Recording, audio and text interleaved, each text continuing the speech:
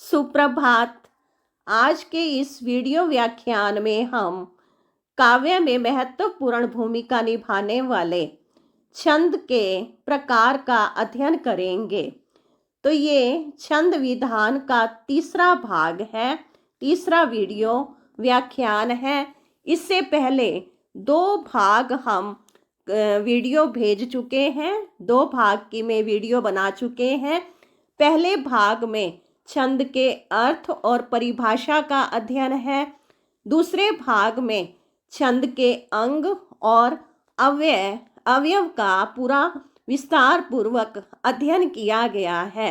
तो जो पहली बार या इस विषय को समझने के लिए उपस्थित हुए हैं वो अवश्य ही इससे पहले के दोनों भाग भी देख लेंगे और उनके द्वारा छंद की पूरी जानकारी प्राप्त कर लेंगे।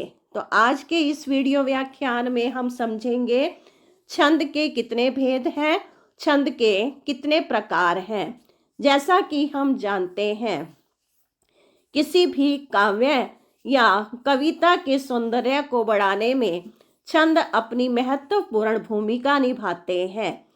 छंदों के जो अंग हैं, उन अंगों के माध्यम से हमने समझ लिया है कि ये जो नियम है, छंद के 7 अंग हैं, ये नियमावली कविता को सुंदर बनाने में अपनी महत्वपूर्ण भूमिका निभाती है। ये सातों ही अंग किसी भी काव्य रचना के लिए अति विशेष होते हैं, क्योंकि इनके द्वारा कोई भी रचना सरल हो जाती है, सहज हो जाती है। वैसे देखा जाए तो गद्य भाग जो होता है वो विस्तृत होता है, लेकिन जो काव्य भाग होता है, पद्य भाग होता है, वो थोड़ा छोटा होता है, लेकिन उसमें अर्थ अति गहरे समाये हुए होते हैं। तो छोटी सी ही अगर कविता हो, लेकिन उसके अंदर गहरे भावों के साथ जब उसकी व्याख्या दी जाती है तो उसका विस्तार पूर्वक अध्ययन हो जाता है, क्योंकि उसमें कवि अपने भावों को इस तरह से पिरोता है कि शब्द हमें दिखाई देते हैं लेकिन अर्थ उसमें पीछे छिपे होते हैं। तो लेकिन जब कवि कोई कविता लिखते हैं तो वो कविता के लिए अनेक नियमों का पालन करते हैं। वो हमने छंद के अंग अवयव में जानकारी प्राप्त की है कि वो कविता कैसे लिखते हैं या कोई भी रचना को लिखने से पहले किन नियमों का प्रयोग किया जाता है। तो आइए आज के इस वीडियो व्याख्यान में हम समझें कि छंद के कितने भेद हैं। छंद 3 प्रकार के हैं। पहला है वार्णिक, दूसरा है मात्रिक, तीसरा है मुक्तक। ये छंद हम देखेंगे कि जो पद्य रचना में अपनी मुख्य भूमिका निभाते हैं तो वो किस प्रकार से प्रस्तुत होते हैं। कोई भी रचना में छंद के कारण से लय प्रस्तुत होती है, यानी कि लय बनाने के लिए छंदों का प्रयोग किया जाता है, जिससे कोई भी काव्य रचना है उसे गाया जा सकता है। तो लय उत्पन्न करने के लिए, संगीत उत्पन्न करने के लिए छंदों का महत्वपूर्ण प्रयोग किया जाता है। तो कोई भी रचना है जो गद्य रूप में होती है, वो विस्तृत रूप में होती है, तो उसको याद करना भी थोड़ा कठिन होता है। लेकिन जब कविता के द्वारा, गीत के द्वारा, लय के द्वारा उस कविता का पाठ किया जाता है या उसका श्रवण किया जाता है तो वो चिरकाल तक हमें स्मृति में रहती है और जल्दी ही याद भी हो जाती है। और एक तरह से कविता के द्वारा कोई भी रचनाकार है वो पाठक के हृदय तक पहुंचने में बहुत सरलता का मार्ग चुन लेता है। तो यानी कि कविता पाठक के हृदय तक पहुंचने का एक सरल मार्ग है। तो कौन कौन से प्रकार हैं अब छंद के, तो वो है 3, वार्णिक, मात्रिक और मुक्तक। तो कोई भी काव्य रचना है उसमें सारा खेल हमने देखा, जब छंद के अंग पढ़े हैं उसमें वर्ण है, मात्रा है, यति, गति, चरण, यानी कि ये सारी ही चीज़ें हैं। कितने चरण हैं, कितनी पंक्तियां हैं, उसमें कितनी मात्राएं हैं और कहाँ पर कौन सी लघु है, कौन सी गुरु है, जिसके कारण से काव्य में सौंदर्य उत्पन्न होता है। तो यहाँ पर छंद के 3 प्रकार हैं। जब काव्य में वर्णों के आधार पर संख्या नियुक्त की जाती है, या जिसमें मात्रा वर्णों के आधार पर, या जिसमें जो चरण है उसमें वर्णों के आधार पर उसके नियम जोड़े जाते हैं, तो उसको कहते हैं वार्णिक छंद। और जहाँ पर मात्रा को आधार बना करके जिन काव्य की रचना की जाती है वो होते हैं मात्रिक छंद, जिनमें ना तो वर्णों को आधार बनाया जाता है और ना ही मात्राओं को, वो होते हैं मुक्तक छंद। तो मात्रा के आधार पर जो बनाए गए हैं वो मात्रिक छंद, वर्णों के आधार पर है जो वार्णिक। आगे मात्रिक के 3 भेद हैं, सममात्रिक, अर्ध सममात्रिक और विषम मात्रिक। सममात्रिक क्या है?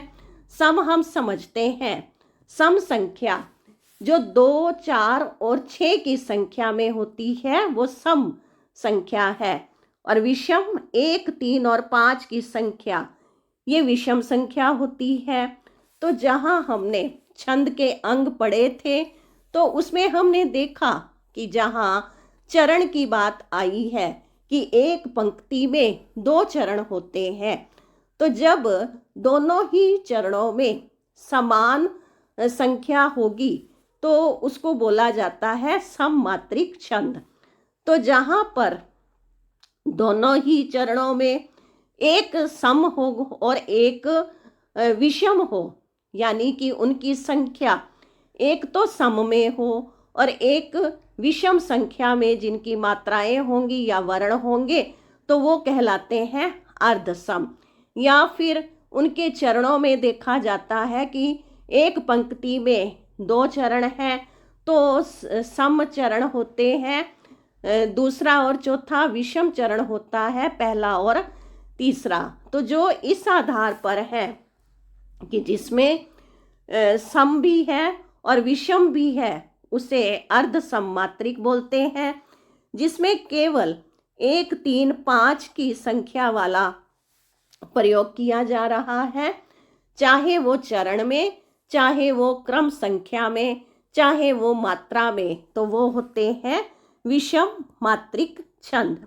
तो विषम मात्रिक छंद में जो 1, 3 यानी कि चरण जिसमें अलग अलग होंगे और उनकी क्रम संख्या और मात्राओं की संख्या भी विषम में होगी, और अर्ध सम में सम भी होगा और विषम भी होगा, दोनों ही होंगे। और सम मात्रिक में केवल मात्रा के आधार पर होंगे, तो वो सम मात्रिक छंद कहलाते हैं। तो आइए अब विस्तार पूर्वक इनको समझते हैं। पहला है मात्रिक छंद। जिस छंद में मात्रा की गणना हो, अर्थात मात्राओं की गिनती होती है, मात्राओं की संख्या देखी जाती है, उसे मात्रिक छंद कहते हैं। मात्रिक छंद मात्राओं पर आधारित होता है। मात्रिक छंद के सभी चरणों में मात्राओं की समानता और संख्या पर ध्यान दिया जाता है। जैसे एक पंक्ति है, एक पंक्ति में 2 चरण होते हैं, 2 पंक्तियों में 4 चरण होते हैं, तो सारे ही चरणों की जो मात्राएं हैं वो एक जैसी होंगी। तो एक जैसी मात्रा होगी, एक जैसी ही उनकी गिनती होगी, लेकिन उसमें वर्णों का क्रम है वो अलग रहता है, वो अलग अलग हो सकती है। तो अर्थात जो छंद मात्राओं पर आधारित होते हैं वो मात्रिक छंद कहलाते हैं। सभी चरणों की मात्रा समान होती है, समान संख्या में होती है। दूसरा है, इसमें अब मात्रिक छंद के आगे भेद बताए हैं। पहला है सममात्रिक छंद। वे छंद जिसमें 4 चरण हो, चारों में वर्णों या मात्राओं की संख्या समान हो, वो सममात्रिक छंद कहलाते हैं। चरण क्या होते हैं, जैसे हमने जाना है पिछले वीडियो में हमने समझ लिया था चरण, जैसे एक पंक्ति है, दोहा है, तो यहाँ पर गुरु गोविंद दो उखड़े या सतगुरु की महिमा अनंत है, ये हो गया एक चरण। फिर विराम, अनंत किया उपकार, फिर ये दूसरा चरण, फिर विराम, लोचन अनंत उघाड़िया, फिर विराम, फिर अनंत दिखावन हार, फिर विराम, पूर्ण विराम है। तो ये 4 चरण है, पहला, दूसरा, तीसरा और चौथा। ये है पहला चरण, ये है दूसरा चरण, ये है तीसरा और ये है चौथा चरण। तो सम जो मात्रिक होते हैं उसमें चारों ही चरणों में मात्राएं समान होती है, संख्या उनकी समान होती है, तो इनको कहा जाता है सममात्रिक छंद। अगला है अर्ध सममात्रिक। अर्ध सममात्रिक कौन से होते हैं? जिसमें 4 चरण होते हैं, संख्या में, पंक्तियों में 4 चरण है, ये पहला, ये दूसरा, ये तीसरा और ये चौथा। लेकिन उसमें क्या होगा, पहले और तीसरे में, दूसरे और चौथे में इनकी मात्राएं और वर्णों की मात्राएं समान होंगी। यानी कि जो पहला और चौथा, पहला और तीसरा चरण है, दूसरा और चौथा चरण है, तो ये हो गए अर्धसम। अर्धसम में यानी कि एक विषम हो गया और एक सम चरण हो गया। विषम चरण कौन सा है? पहला और तीसरा। सम चरण कौन सा है? दूसरा और चौथा।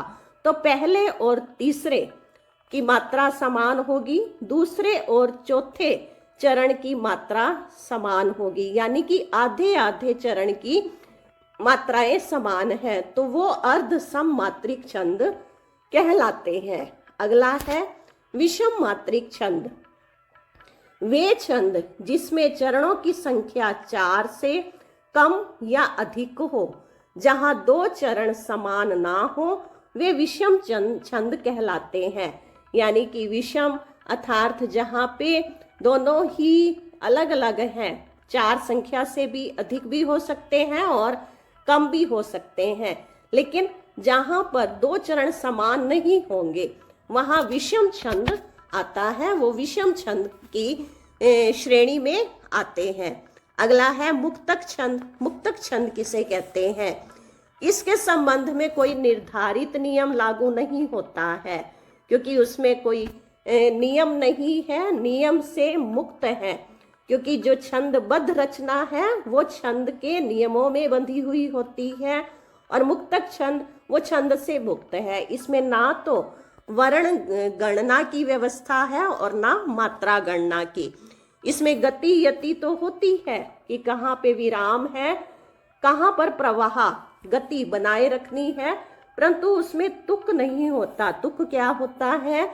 जो पंक्ति का अंतिम शब्द होता है वो अगली पंक्ति के अंतिम शब्द के साथ एक जैसा होता है, समान होता है, वो तुक कहलाता है। लेकिन मुक्तक छंद में तुक भी समान नहीं होते हैं, अतुकांत रचना होती है। इस छंद की रचना को स्वछंद भी कहते हैं कि ये स्वतंत्र होते हैं। भावानुकूल यति विधान इसकी विशेषता होती है, यानी कि जहाँ पर चाहे वो गणना में संख्या आ रही है या नहीं आ रही है, लेकिन जहाँ पे भावनाएं प्रकट करनी है वहाँ पर ठहराव दिया जा सकता है, चाहे वो क्रम, संख्या या मात्रा के अनुसार कोई छंद में नहीं आती है, आता वो ठहराव, क्योंकि जो ठहराव छंदों में आता है, छंद की संख्या में आता है, वहां पर ठहराव ना दे करके अपनी इच्छा अनुसार जब कोई कवि ठहराव दे देते हैं तो वो मुक्तक छंद के अंतर्गत है। तो आधुनिक कविता इसी मुक्तक छंद में लिखी जा रही है। अधिकतम रचनाएं वर्तमान समय आधुनिक काल में मुक्तक छंद में लिखी जाती है, स्वछंद है। इसमें इनमें वर्णों व मात्राओं का बंधन नहीं होता है, ना वर्णों की ना मात्राओं की गिनती होती है। इससे रबर व केचुआ छंद भी कहते हैं। मुक्तक छंद को रबर व केचुआ छंद भी कहते हैं। आइए अब हम देखते हैं सममात्रिक छंद, अर्ध सममात्रिक छंद, विषम मात्रिक छंद में कितने छंद आते हैं, कौन कौन से छंद आते हैं। पहला है सममात्रिक छंद। इसमें 4 छंद हैं, चौपाई, रोला, गीतिका और हरि गीतिका। चौपाई में 16 मात्राएं हैं, रोला में 24, गीतिका में 26 और हरि गीतिका में 28 है। दूसरा है अर्ध सममात्रिक, उसमें जो छंद हैं वो है दोहा, सोरठा, बरवई, उल्लाला। अब इन चारों का देख लेते हैं कितनी मात्राएं हैं। इसमें जो सममात्रिक छंद है उसके सभी चरणों में मात्राएं समान है।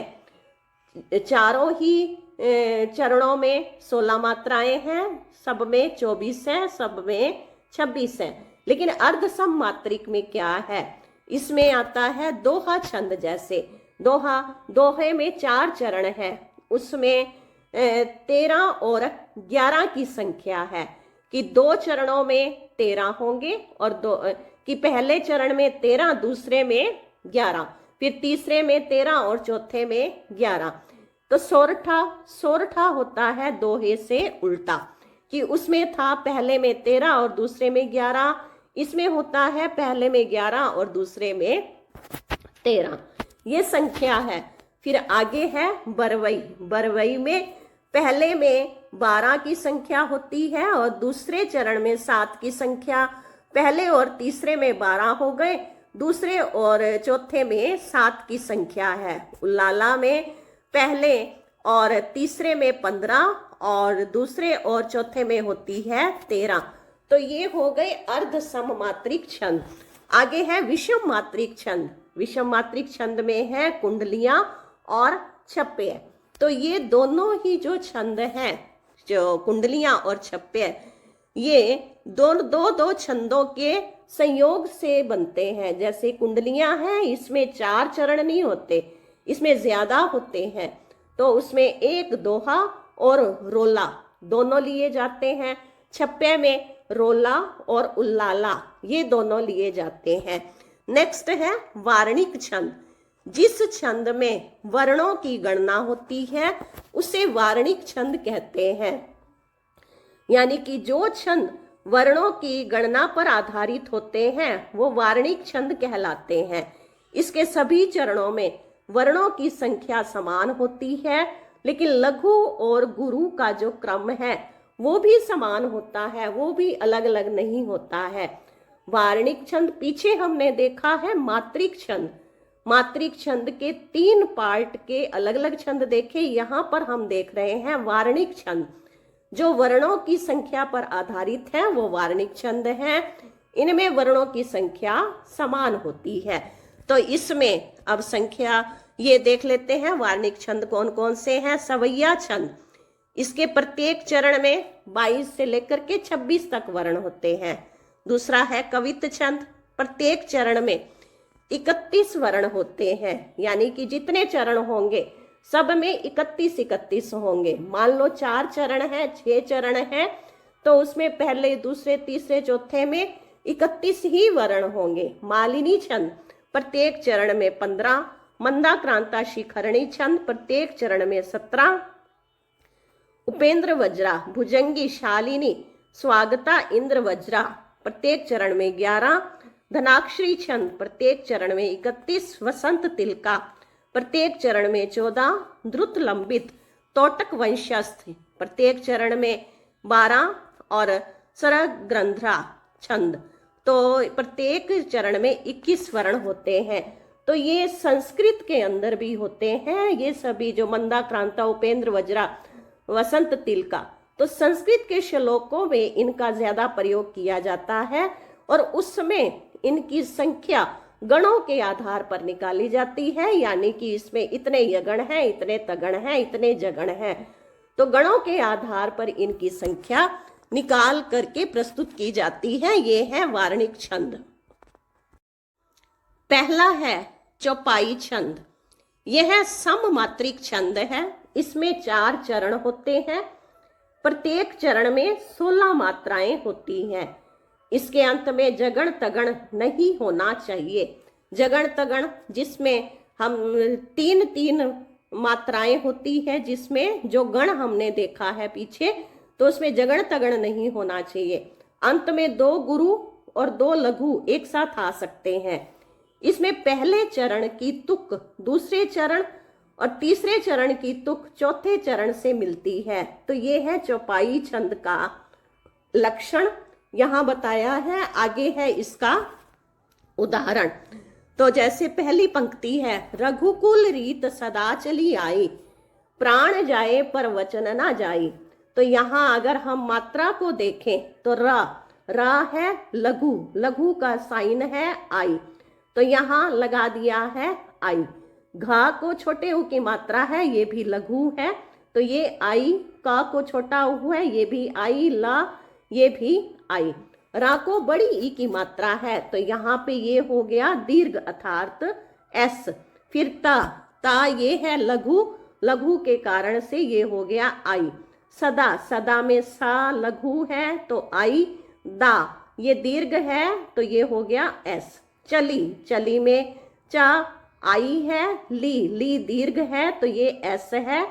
आ यहाँ पर दीर्घ है तो एस आई। लघु है तो इसका जो चिन्ह है वो है आई।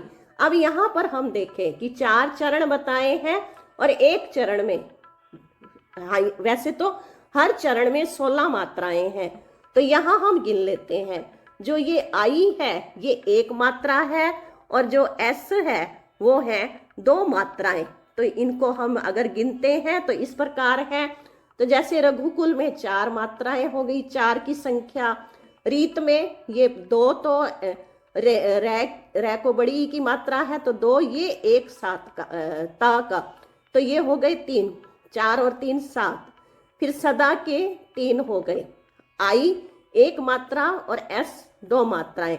चली 1 मात्रा और 2 मात्रा। 3 ये आई में 3, तो ये हो गए 9 और ये हो गए 3 12 और ये 4 हो गए रघुकुल के 4 अर्थात 16। तो इसमें हो गई 16 मात्राएं।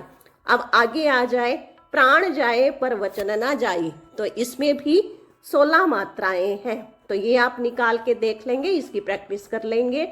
यहाँ हमने ये दिखा दी है, लेकिन यहाँ पर आप देखें तो जो यहाँ पर दर्शाया हुआ है, यहाँ हमने 3 उदाहरण दिए हैं, तो चारों ही चरणों में यहाँ पर 16 की गिनती आ रही है। तो ये चौपाई छंद का उदाहरण था, ये आप समझ लेंगे और याद कर लेंगे। आगे है रोला छंद। ये भी सममात्रिक छंद है। इसके प्रत्येक चरण में 12 मात्राएं होती हैं। इसमें 11 व 13 मात्राओं पर यति होती है, यानी कि पहले 11 आ जाती है गिनती में, फिर उसके बाद कोमा है, फिर 13 मात्राएं, यानी कि दूसरे चरण में 13 मात्राएं हैं। प्रत्येक चरण के अंत में 2 लघु या 2 गुरु वर्ण होते हैं। प्रत्येक चरण में 11 और 13 के विराम से कुल 24 मात्राएं होती हैं। इसे काव्य छंद भी कहते हैं। तो जब यहाँ पर मात्राएं बताई जाती हैं, जैसे 16 की मात्रा बताई है या 24 की मात्रा बताई है, तो यहाँ बताने का भाव किस तरह से अर्थ होता है। वैसे तो चरण में देखें तो 4 एक पंक्ति में 2 चरण होते हैं और एक दोहे में 4 चरण होते हैं। लेकिन जब ये मात्रा की संख्या बताई जाती है तो एक पूरी पंक्ति की मात्रा की संख्या बताते हैं। चरण की अगर मात्रा बताते हैं तो वो इस प्रकार दिखाते हैं कि यानी कि 11 और 13 कि पहले चरण की 11 और दूसरे चरण की 13। और अगर टोटल बताएंगे तो 2 पंक्तियों की मात्रा इकट्ठी बताएंगे, वो जैसे हो गई 24। तो 2 पंक्तियों की बताई जा रही है तो वो 24 की मात्रा बताई जाती है। जब अलग अलग किया जाता है तो 11 और 13 की मात्रा पर दर्शाया जाता है। तो ये है रोला छंद। इसका उदाहरण, यही सियानो काम राम को सुमिरन की जई, पर स्वार्थ के काज शीश आगे धर दी जई। तो यहाँ पर हम देखें यही, यह एक लघु है, ही ये गुरु है। तो लघु का साइन है आई और गुरु का है एस। तो जो आई है वो एक मात्रा है और एस है वो गिनती में 2 आएंगे। तो यहाँ हम देखें, अब ये जो अलग अलग हमने चिन्ह अंकित किए हैं उनको हम गिन लेते हैं। तो यहाँ पर 1 और एस 2 हो गए, ये 3 हो गए, 3 और ये 5 हो गए। सियानों में 2 दीर्घ हैं और 1 लघु है, तो ये 5 हो गए, 3 ये हो गए, 8 हो गए, 8 और ये 3 11। तो 11 ये वाले हो गए। और राम को सुमिरन कीजिए, तो इसमें 3 राम वाले में आ गए हैं 3 और ये 2, 5 4 ये हो गए 9 और ये 4 हो गए 13। तो इस प्रकार से पहले में आ गए हैं 11 और जो दूसरे वाले में आ गए हैं ये 13 है। तो 11 और 13 दोनों को मिला करके यानी कि पहली पंक्ति में हो गई ये 24। तो 24 की मात्राएं इसमें दर्शाए थे। तो लक्षण में बताए थे कि 24 मात्राएं होती हैं और जो 11 और 13 के आधार पर पहले और तीसरे में 11, दूसरे और चौथे में 13 मात्राएं होती हैं। आगे है गीतिका छंद। गीतिका छंद का जो लक्षण है वो इस प्रकार है, ये भी सममात्रिक छंद है। इसके प्रत्येक चरण में 26 मात्राएं होती हैं। प्रत्येक चरण क्या हो गया, तो वो पंक्ति ही कहलाती है। एक पंक्ति में 2 चरण हैं, तो दोनों ही चरणों का संयोग, दोनों का ही योग है ये 26। तो इसके 14 और 12 मात्राओं पर यति होती है, यानी कि जैसे गीतिका जो है उसमें ये 4 चरण हो गए। 4 चरण की पहली पंक्ति और दूसरी पंक्ति का जोड़ ये हो गई 26 मात्राएं। लेकिन इनको जब अलग अलग चरणों में देखेंगे तो इसके पहले और तीसरे में है 14, दूसरे और चौथे में है 12 मात्राएं। तो इस प्रकार से ये 26 मात्राएं हैं। लेकिन अलग चरणों में देखें जहां पर इनको ठहराव मिलना है, यति यानी है वो 14 और 12, यानी कि पहले 14 है, फिर कोमा, फिर है 12, फिर कोमा, फिर यहाँ पर 14, फिर कोमा, फिर है यहाँ पर 12। इस प्रकार से ये हो जाती हैं 26 मात्राएं। तो आगे इसका उदाहरण दिया है, हे प्रभु आनंद दाता ज्ञान हमको दीजिए। तो यहाँ पर हमने इनके चिन्ह भी अंकित कर दिए हैं। आप इनको देख लेंगे और इसका अभ्यास कर लेंगे, प्रैक्टिस कर लेंगे, क्योंकि अब हम इनको उदाहरण में बार बार करके दिखाएंगे तो वीडियो लंबा हो जाएगा, इसलिए आप इसकी प्रैक्टिस कर लेंगे। इसका चिन्ह हमने यहाँ पर दर्शाया है और वो जैसा हमने पहले दिखा दिया है, दोहा में समझा दिया और रोला में, उसी प्रकार से ये चिन्ह आई 1 की गिनती में है और एस 2 की गिनती में है। इसको आप गिन लेंगे, देख लेंगे और इसका अभ्यास कर लेंगे।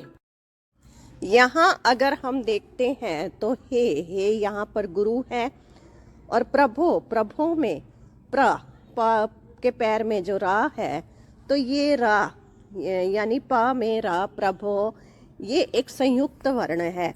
तो इसका र चला जाएगा पहले वाले के पास। तो इसलिए हे पहले से ही गुरु है, तो यहाँ एस का साइन है, तो प्रा का र पहले वाले के पास चला जाता है, तो वो लघु रह जाता है, इसलिए इसका साइन यहाँ पर आई है। तो नेक्स्ट देखेंगे इसी का, इसमें है अब आनंद। अगर यहाँ देखें नंद, तो ना लघु है, लेकिन इसके बाद जो ये संयुक्त के साथ है आधा ना है, तो ये पहले वाले के पास जाता है, यानी कि पूर्व के पास चला जाता है। तो इस लघु को यह मिल करके गुरु बना देता है, इसलिए यहाँ पर एस एस आई है। तो ऐसे ही ज्ञान का भी ऐसे ही है, तो इसका भी ध्यान रखेंगे सभी। अब है हरि गीतिका छंद। इसका लक्षण देखते हैं। यह सममात्रिक छंद है। इसके प्रत्येक चरण में 28 मात्राएं होती हैं। इसमें 16 व 12 मात्राओं पर यति होती है। अंत में लघु व गुरु का प्रयोग होता है। तो इसकी दोनों ही पंक्तियों में 28-28 मात्राएं हैं, लेकिन पहले और तीसरे में 16, दूसरे और चौथे में 12 मात्राएं होंगी। तो हम कौन थे, क्या हो गए हैं, यहाँ पर है यति। और क्या होंगे अभी, तो ये है दूसरा चरण। पहले चरण में 16 मात्राएं हैं और दूसरे चरण में 12 मात्राएं हैं। तो यहाँ पर ये हमने चिन्ह दे दिए हैं, तो इसको गिन करके देख लेंगे। अगली जो इसकी पंक्ति है, दूसरी पंक्ति में आओ विचारें आज मिलकर ये समस्याएं सभी। तो दूसरी पंक्ति का जो तीसरा चरण हो गया, ये तीसरा चरण और ये चौथा चरण। तीसरे चरण में यहाँ पर ये मात्राएं हैं और ये चौथे चरण में ये मात्राएं हैं। तो इनकी गिनती देख लेंगे। पहला और तीसरा चरण समान है, दूसरा और चौथा चरण समान है। अब यहाँ पर अगर हम देखें तो ये है 12 की संख्या में और यहाँ पर ये है 16 की संख्या में। नेक्स्ट है जो छंद, वो है बरवई। यह अर्ध सममात्रिक छंद है। छंद के पहले और तीसरे चरण में 12-12 मात्राएं हैं और दूसरे और चौथे चरण में 7-7 मात्राएं हैं। इसमें यति चरण के अंत में होती है। तो यहाँ की जो ये बरवई का जो उदाहरण दिया है, वाम अंग शिव शोभित शिवा उदार शरद सुवारिद में जनो सहित विहार। तो यहाँ पर ये है शोभित, यहाँ तक हो गया ये पहला चरण, ये है दूसरा चरण, ये है तीसरा चरण और ये है चौथा चरण। तो पहले चरण में है 12 मात्राएं, दूसरे में है 7, पहले और तीसरे में भी 12 मात्राएं और चौथे में है 7 मात्राएं। तो ये था बरवई छंद। यहाँ ये अवश्य ध्यान देंगे कि जो ये अंग है, अंग में आ के ऊपर जो ये बिंदी है, यानी कि ये जो अनुस्वार है, अनुस्वार के कारण से इसमें ऐसे है, यानी कि 2 मात्राएं हैं, ये दीर्घ माना जाता है। तो ये था बरवई छंद। अगला छंद है दोहा। ये भी अर्ध सममात्रिक छंद है, यानी कि इसमें भी दोनों चरणों की अलग अलग मात्राएं होंगी, सम और विषम की। तो छंद के पहले और तीसरे चरण में 13 मात्राएं हैं, दूसरे और चौथे चरण में 11-11 मात्राएं हैं। यति चरण के अंत में है। अंत में जगण और तगण होने से छंद में मिठास आ जाती है। जगण क्या है? जगण जो हमने गण बताए थे, तो उसमें बताया था कि जगण यानी कि गण एक समूह होता है, उसमें 3 वर्ण हैं, 3 वर्ण, उसके अलग अलग चिन्ह होते हैं। यति का प्रयोग चरण के अंत में किया जाता है। तो यहाँ देखते हैं उदाहरण इसका। राम नाम की लूट है, लूट सके तो लूट, अंत काल पछताएगा जब प्राण जाएंगे छूट। तो यहाँ पर पहले चरण में इसकी है 13 मात्राएं और जो इसका दूसरा चरण है उसमें है 11 मात्राएं।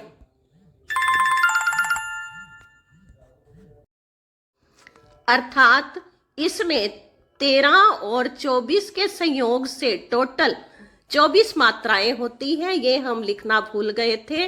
तो इसमें टोटल 24 मात्राएं हैं। पहले और तीसरे में 13, दूसरे और चौथे में 11 मात्राएं हैं। आगे है सोरठा छंद। इसका भी हम लक्षण देख लेते हैं। यह है अर्ध सममात्रिक छंद है। ये दोहा का उल्टा होता है, परंतु इसमें टोटल मात्राएं इसमें भी 24 ही होती हैं। तो 24 मात्राओं में, तो वहां हमने देखा दोहा में पहले और तीसरे चरण में 13 थे और दूसरे और चौथे चरण में 11 मात्राएं थी। लेकिन यहाँ पर उल्टा क्या है? पहले और तीसरे चरण में 11 मात्राएं, दूसरे और चौथे चरण में ये 13 मात्राएं हैं। तो यहाँ पर जो उल्टा है उसको सोरठा छंद कहा जाता है। जैसे हमने उसमें देखा राम नाम की लूट है, लूट सके तो लूट, वो था सीधा। अब ये है उल्टा कि लूट सके तो लूट, राम नाम की लूट है, प्राण जाएगा छूट, अंत काल पछताएगा। तो इसके भी आप चिन्ह निकाल लेंगे, लघु और गुरु का निकाल करके अभ्यास कर ले। आगे है उल्लाला। तो यह भी अर्ध सम्मात्रिक छंद है। इसमें कुल 28 मात्राएं हैं। पहले और तीसरे चरण में 15-15, दूसरे और चौथे चरण में 13-13 मात्राएं हैं और टोटल हो जाती है ये 28। तो उदाहरण है करते अभिषेक प्योद है बलिहारी इस वेश की। तो यहाँ पर हमने ये चिन्ह अंकित कर दिए हैं, तो आप इसको गिन लेंगे और इसका अभ्यास कर लेंगे। तो ये उदाहरण दिया हुआ है उलाला छंद का। कुंडलियां छंद का अब हम लक्षण देख लेते हैं। यह विषम संयुक्त मात्रिक छंद है। संयुक्त अर्थात 2 छंदों के जोड़ से बना हुआ यह छंद है। तो ये विषम और संयुक्त मात्रिक छंद है। इसमें 6 चरण होते हैं। दोहा व रोला को मिलने से यह छंद बनता है। तो कुंडलियां जो ये छंद है दोहा और रोला के योग से बनता है। इसके शुरू के 2 चरण जो होते हैं वो होते हैं दोहा के, और बाद के जो 4 चरण हैं वो होते हैं रोला छंद के। यानी कि जो इसमें रोला छंद के लक्षण बताए थे वो फिर इसमें आ जाते हैं। दोहे के चौथे चरण की पुनरावृत्ति होती है 5वें चरण में।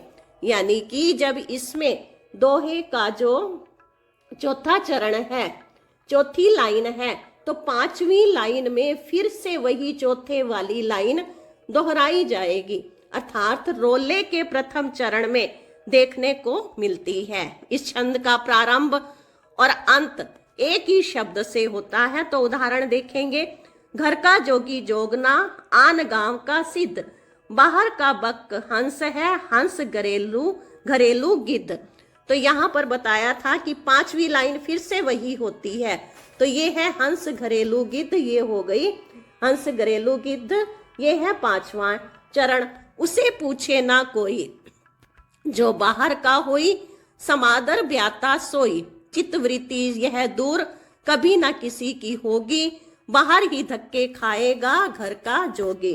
तो पहला और जो अंतिम चरण है ये दोनों ही सेम है, समान है। तो दूसरा उदाहरण यहाँ दिया हुआ है, ये आप इसको पढ़ लेंगे, अध्ययन कर लेंगे और इनकी मात्राएं निकाल करके इनका अभ्यास कर लेंगे। तो ये था कुंडलियां। आगे है छप्य। यह है विषम मात्रिक छंद है। इसे अवधि का निजी छंद भी कहते हैं। ये छंद रोला और उल्लाला को मिलाने से बनता है।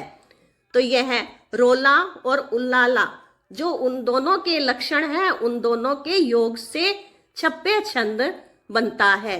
इसके पहले 4 चरण रोला छंद के होते हैं, पिछले 2 चरण उल्लाला छंद के होते हैं। पहले 4 चरणों में 24-24 मात्राएं और अंतिम 2 चरणों में 26-26 या 28 मात्राएं होती हैं। तो यहाँ पर इसका उदाहरण दिया है, इसका भी आप अभ्यास कर लेंगे। नीला अंबर परिधान हरित पट सुंदर है। तो इस पर भी मात्राएं लगा करके आप प्रैक्टिस कर लेंगे। तो लास्ट में देखें, छंद की सर्वप्रथम चर्चा ऋग्वेद में हुई है। तुक को छंद का प्राण कहते हैं। छंद के 7 अंक हैं। छप्य अवधि का निजी छंद है। छंद शास्त्र की प्रथम पुस्तक छंद सूत्र या छंद शास्त्र है। इसके प्रणेता पिंगल मुनि है। इसे पिंगल शास्त्र भी कहा जाता है। तो कुछ ही ये इम्पोर्टेंट पॉइंट्स बताए हैं। तो आशा है आपको ये पूरा ही टॉपिक अवश्य ही समझ आ गया होगा। धन्यवाद।